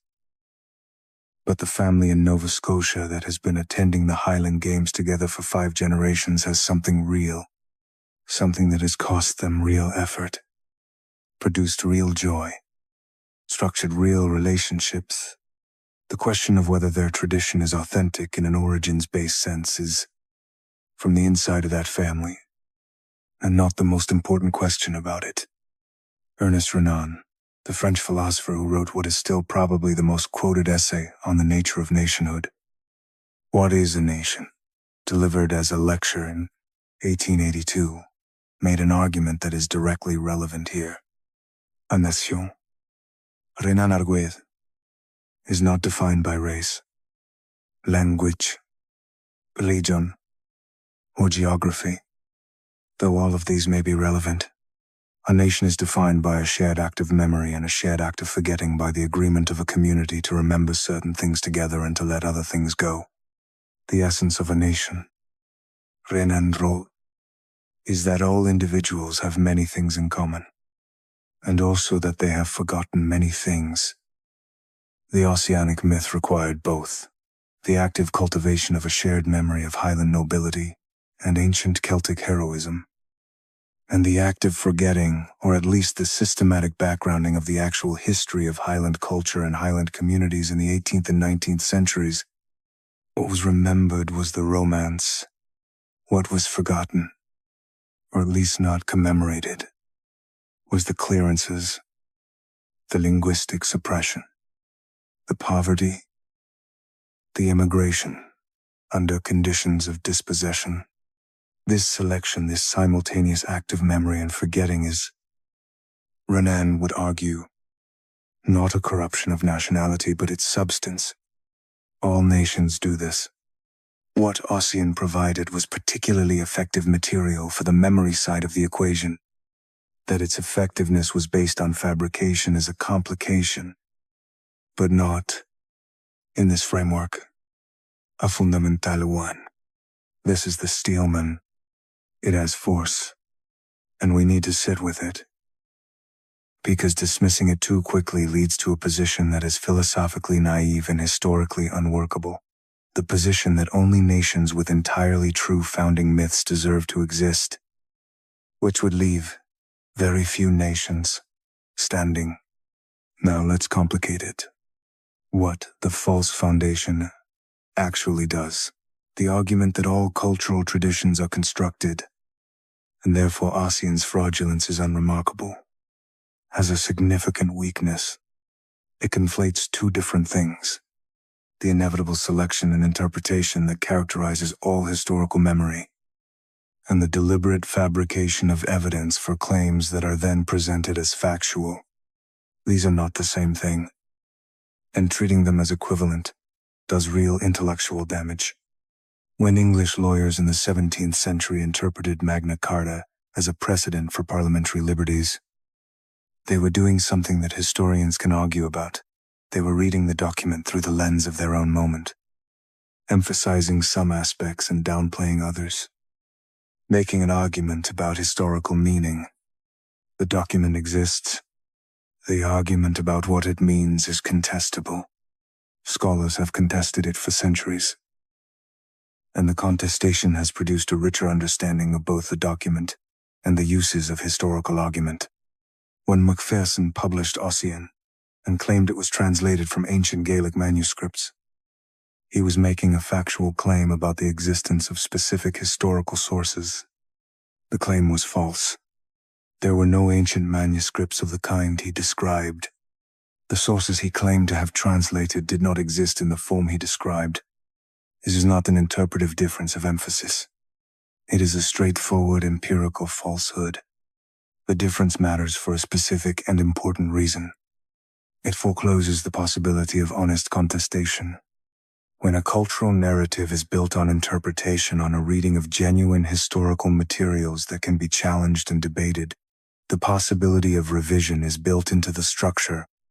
The scholars who argued that Magna Carta was not what the 17th century lawyers claimed it was were working with the same document, in the same historical record, making a different argument about its meaning. The argument could be evaluated. The evidence could be examined. The interpretation could be revised. When a cultural narrative is built on fabricated evidence, the possibility of honest revision is structurally compromised. Because the fabrication, once it has been culturally embedded, generates secondary constructions, the clan tartan system, the Highland Games, the royal visit of 1822, the diaspora identity that have their own institutional and emotional weight, independent of the original fabrication. Challenging the fabrication at the base means challenging all of these secondary constructions. And those secondary constructions involve the identities and the community investments of real people who did not choose to build their identities on a lie, who were handed the lie along with everything else their culture gave them, and told it was truth. This is what is specifically unfair about the original act of fabrication. It is not merely that Macpherson deceived his contemporaries, many of whom, particularly the more skeptical and rigorous among them, were not deceived. It is that he created a structure of deception that would be passed forward, across generations, to people who had no opportunity to evaluate the original evidence. The people in the Nova Scotia Highland Games did not choose Ossian. They inherited him. The choice was made for them, 2.5 centuries ago, by a young man who wanted to be famous. This is the specific injustice of cultural fraud. It colonizes the future. It makes decisions about what subsequent generations will believe and how they will understand themselves. Without those generations' knowledge or consent, the fraud is committed once, in a specific historical moment, and its consequences are distributed across all the moments that follow. The uses of myth, when false stories do true work. There is a third position in this argument, less comfortable than either of the first two, which I want to present, because I think it is closer to the truth of the Ossian case than either. Fraud is irrelevant, because all culture is constructed, or fraud is definitive, because fabrication forecloses honest revision. The third position is this. The Ossian poems did genuine cultural work that needed doing, work that, in a different world, a world with different historical materials available, or different political conditions obtaining, or different timing might have been done with genuine evidence rather than fabricated evidence. The work was real. The need was real. The tool used to do the work was false, and the falseness of the tool has specific, traceable consequences that are separate and additional to whatever value the work itself produced. Let me unpack this. The need that Ossian answered, the need of a culturally marginal people, or a people who experience their own cultural marginality, for evidence of their own historical dignity and civilizational significance, was a genuine need. It is a need that appears with remarkable consistency in the history of peoples under colonial pressure, peoples experiencing cultural subordination, peoples whose historical existence has been systematically minimized or denied by more powerful neighbors. The desire for origins, for ancient legitimacy, for a Homer of one's own, is not pathological. It is a natural response to a specific kind of cultural dispossession.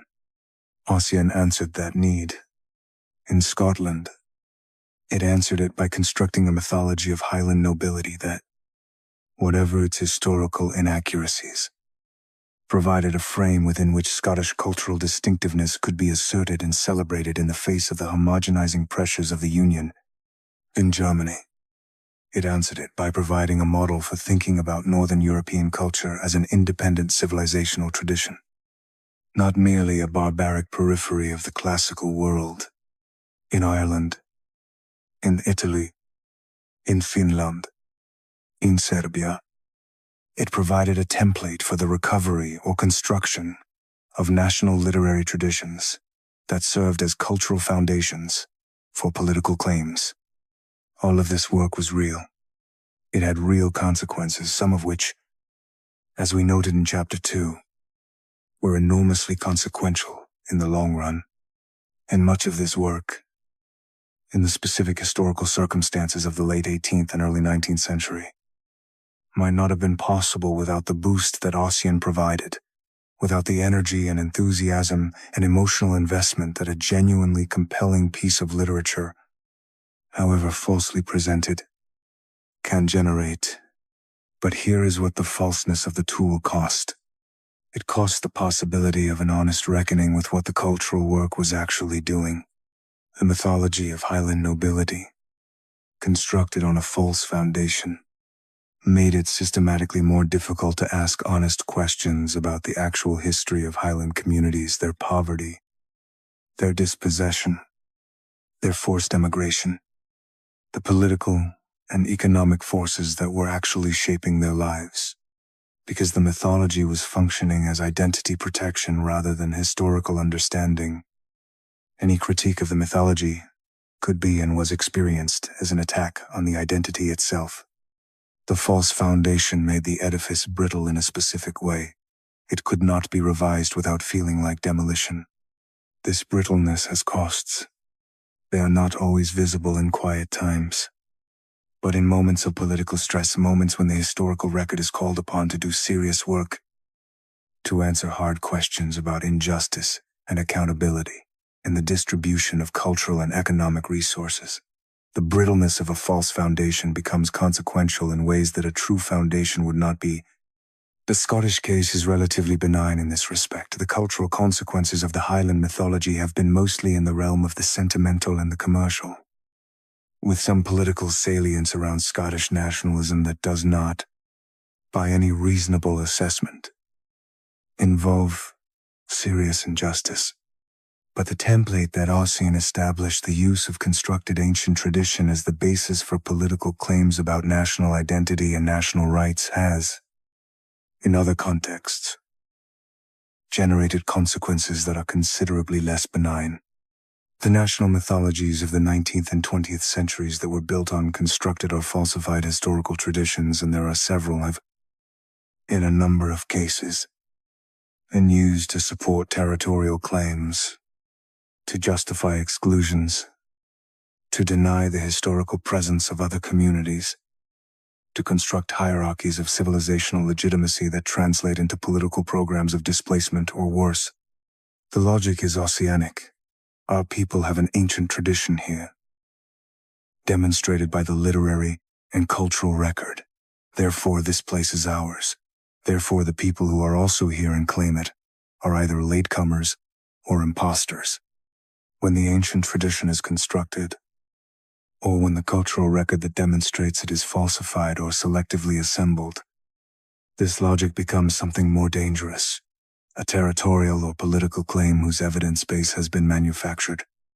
And the manufactured evidence has the same brittleness as the Highland mythology. It cannot be revised without feeling like demolition, which means the people who have built their identity on it have a powerful structural incentive to resist revision, even when revision is intellectually warranted.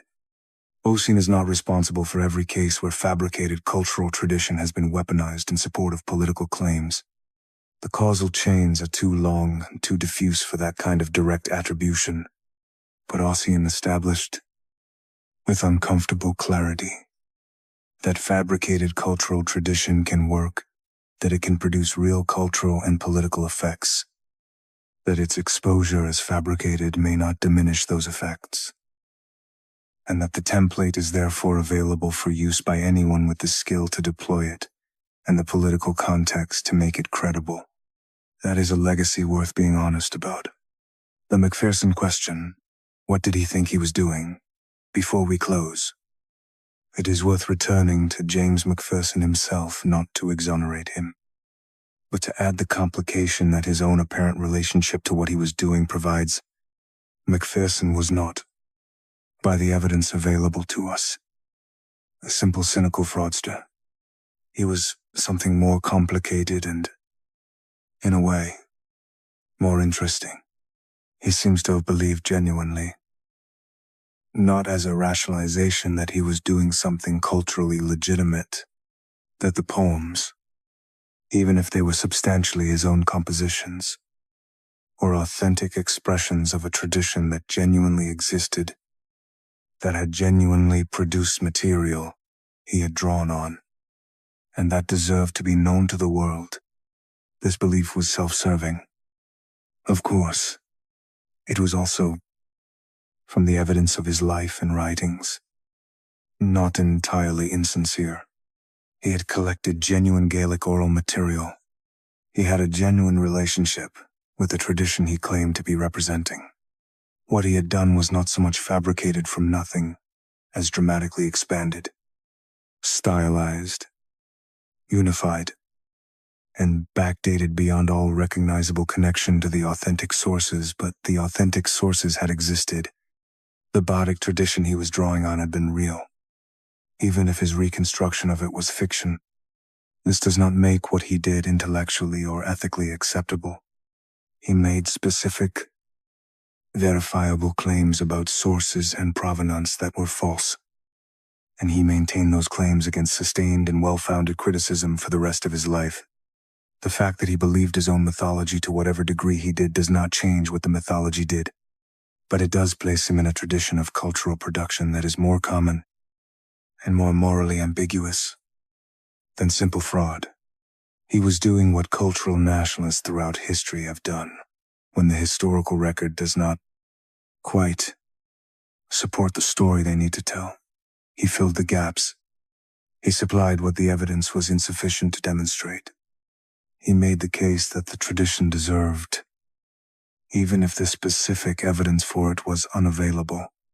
He told the truth of the tradition, as he understood it, in the absence of the facts. This is not a unique pathology. It is, in various forms, what happens whenever the need for a particular historical story is sufficiently urgent, and the evidentiary base for that story is insufficiently robust. The specific form it takes in Macpherson's case is literary. In other cases, it takes the form of archaeological interpretation or archival selection, or the editing of oral traditions during the process of written collection, or the choice of which chronicles to emphasize and which to discount. The impulse to make the record say what the moment needs it to say is very broadly distributed across human cultures and human history. What makes Macpherson's case stand out and stand as a useful object lesson is the combination of scale and consequence. He did not fill a small gap in a minor tradition. He constructed a major gap, an entire body of supposedly ancient literature in a tradition whose significance, both for Scotland and for European intellectual culture more broadly, turned out to be enormous. And the consequences of that construction were, as we have traced, ramified across a continent and across 2.5 centuries. The lesson is not that filling gaps is uniquely wrong. It is that the scale of the gap filling determines the scale of the consequences when it comes undone or when it doesn't. The present tense, we need to talk about now. Not because the Ossian story requires a contemporary hook. It stands on its own as a historical case of sufficient interest, but because the dynamics it illustrates are, in the information environment of the early 21st century, operating at a scale and velocity that Macpherson could not have imagined and that we are only beginning to understand Macpherson produced his forgeries by hand, with a quill, over a period of several years. In a small study in Edinburgh, the distribution of his work required publishers, booksellers, translators, letter writers, and decades. The cultural impact, while eventually enormous, accumulated slowly across years and decades and generations. The exposure of the forgery, while also slow, was possible in principle. Scholars could examine the claims and apply the methodology, publish the results, accumulate the consensus. The system, while imperfect and subject to the distortions of cultural politics and emotional investment that we have traced, was at least operating at human speed, with human cognitive tools, in a landscape where the production of false cultural content had natural limits. None of that is true anymore. The production of plausible false content, text, image, audio, video has been industrialized and, in the past few years, democratized to a degree that represents a qualitative, rather than merely quantitative change in the landscape of cultural deception. A single person, with access to a laptop and a cluster of AI tools, can produce in an afternoon a volume of culturally embedded false content that would have taken Macpherson a career. The distribution of that content, through social media networks, reaches potential audiences of millions within hours. The translation of that content into dozens of languages, the process that took Ossian years and required the independent labor of scholars and poets in half a dozen countries, is now nearly instantaneous. And the verification systems, the scholarly communities, the philological methods, the accumulation of expert consensus that, in Macpherson's case, eventually established the truth of the matter over the course of decades, are operating in the contemporary information environment at a significant disadvantage relative to the production systems. The gap between the speed of false content production and the speed of reliable verification has never been wider. Macpherson's forgery succeeded, in part, because the conditions were favorable, the emotional investment was high, the verification was difficult.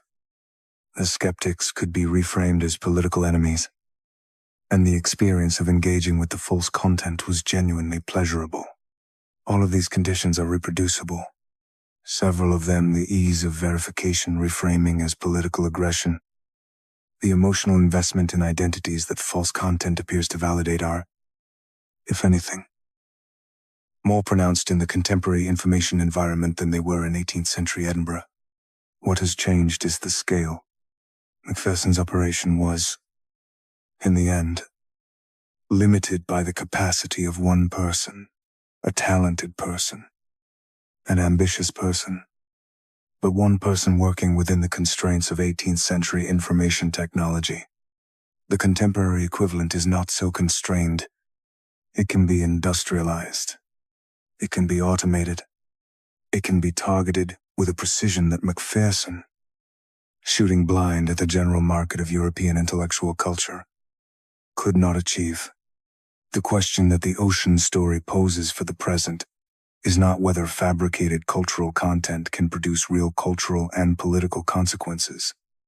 Ossian answered that question definitively in 1760 and across the following 2 centuries. The question is whether, in an environment where the production of fabricated cultural content can be automated at scale, the consequences can be contained before they become, to use the language of the case, we have been tracing monuments on hills, commemorating people who never existed, and cities that have organized their sense of themselves around the memory of those people. The honest answer is that we do not know.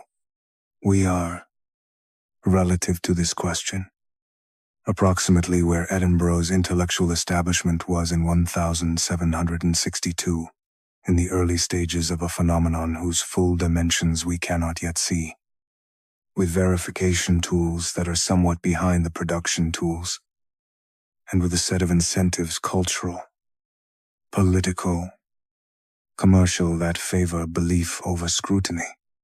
Samuel Johnson said, "Show me the manuscripts." Most of Edinburgh's intellectual establishment found that irritating and kept reading. We are in the Edinburgh, in 1762 position, and we have not yet developed the collective equivalent of Johnson's reflex, the habit of demanding the manuscripts consistently and at scale before we build cultural edifices on the content that is placed in front of us. This is worth noticing.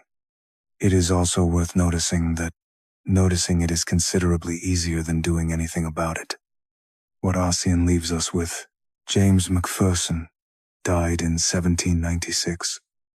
Their heads, by then, made a considerable fortune not primarily from the Ossian poems, though they had made him famous, but from a successful career as a political operative and agent in India and in London.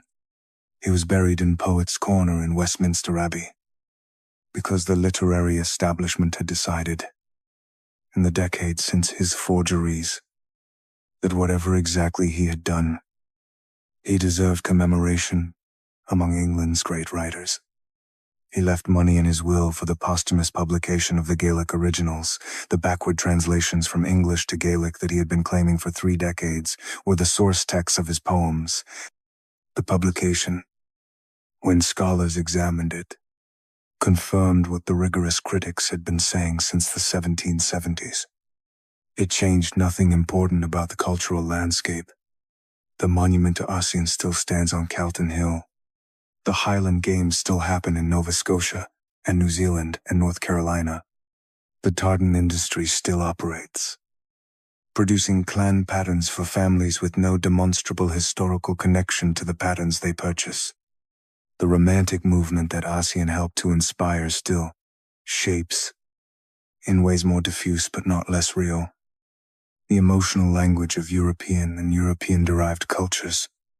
The national movements that use the Ossianic template to construct their cultural legitimacy have produced nations that are, for better and for worse, the nations we live in. A 22-year-old schoolteacher from Inverness wrote some poems, claimed they were ancient, and partially, intermittently, unsuccessfully, and consequentially lied about it for the rest of his life. The world he helped to make is the world we are in. The manuscripts he claimed to have translated did not exist. The civilization he claimed to have recovered did not exist. The Scotland he helped to imagine, the Highland romance, the noble ancient warriors in the sublime landscape of Celtic heroism did not, in the form he presented it, exist. But it exists now. That is the thing. It exists now, in the specific form that his imagination and his lie gave it, maintained by communities across the world, who have made it theirs across generations of genuine effort and genuine feeling. If the foundation is false, what is the house? The house is real. The people in it are real. The life they live in it is real. The foundation is still false. Both of these things are true. The history of the Ossian forgery is, among other things, a sustained lesson in the difficulty of holding both of them in mind simultaneously, in resisting the pull toward either. The falseness doesn't matter because look at what was built, or what was built doesn't matter because look at the falseness. The falseness matters. It always matters. It has costs. Some of them traceable and some of them not. Some of them small and some of them large. Some of them already paid and some of them still outstanding. The structure of deception that Macpherson built, the claim of ancient authority, the manufactured evidence, the reframing of scrutiny as cultural aggression is a structure that has been used in other contexts and with other materials to support claims in projects whose costs were not small. The template is real. The template is dangerous. And the house is also real. The communities that have built their lives in it did not choose its foundation. They are not responsible for it. Their investment in the life they have built is not invalidated by the revelation of what they built it on. They deserve to know the truth. They also deserve to have their real history, not the mythology, but the actual, complicated, is painful, occasionally glorious reality of what their communities have been and done and suffered, told with the same energy and imagination that Macpherson brought to the mythology he sold them. That is, ultimately, what honest history is for. Not to demolish houses, not to shame the people living in them for the sins of the builders, but to give people the foundation that the builders denied them, the actual record, the real story, and the complicated truth in place of the convenient lie. The lie was good, as lies go. It was genuinely impressive. It crossed borders and started movements and moved Napoleon and inspired Goethe and gave European nationalism its emotional grammar and produced a monument on a hill in Edinburgh to a man who never lived. The truth is better. The truth is always better. Even when it is less dramatic, less consoling, less immediately satisfying than the lie. Even when it takes 2.5 centuries to get here.